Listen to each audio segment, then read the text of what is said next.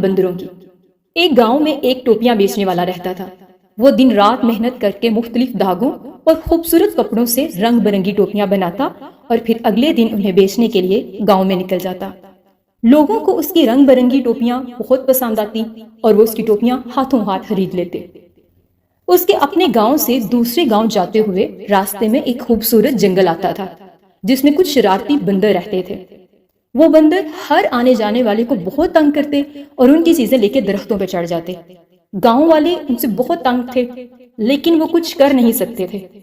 ایک دن جب وہ دوسرے گاؤں جانے لگا تو ایک بزرگ نے اسے بندروں کے بارے میں بتایا اور کہا کہ ان بندروں سے بچ کے رہنا، کہیں وہ تمہارا نقصان ہی نہ کر دیں۔ وہ جنگل کی طرف چل پڑا۔ راستے میں اسے بھوک لگی تو اس نے کھانے کے لیے کچھ سامان لے لیا اور سوچا کہ اگلے گاؤں جا کے کھا لوں گا۔ لیکن جب وہ جنگل میں پہنچا تو اس سے بھوک برداشت نہ ہوئی اور وہ ایک گھنے درخت کے نیچے بیٹھ گیا اور کھانا کھانے لگا۔ کھانا کھاتے ہی اسے نیند آ گئی اور وہ ادھر ہی درخت کے نیچے سو گیا۔ تھوڑی دیر بعد شور کی وجہ سے اس کی آنکھ کھلی تو وہ بہت پریشان ہوا کیونکہ اس کی ٹوپیاں غائب تھیں۔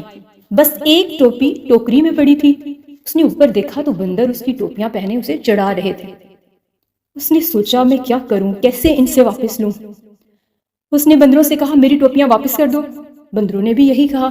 پھر اس نے کہا نیچے آؤ۔ بندروں نے بھی یہی کہا۔ تب آدمی نے سوچا یہ تو میری ہر بات کی ہی نقل اتار رہے ہیں، تو مجھے کچھ ایسا کرنا چاہیے کہ میری ساری ٹوپیاں مجھے واپس مل جائیں۔ اس کو ایک ترکیب سوجی۔ اس نے اپنی ٹوپی ہوا میں اچھالی اور نیچے گرا دی۔ بندروں نے بھی فوراً اس کی نقل اتاری اور ایک ایک کر کے اپنی ٹوپیاں اتار کے پھینکتے گئے۔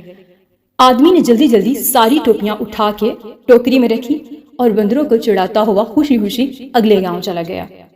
بچوں، اس کہانی سے سیکھنا چاہیے کہ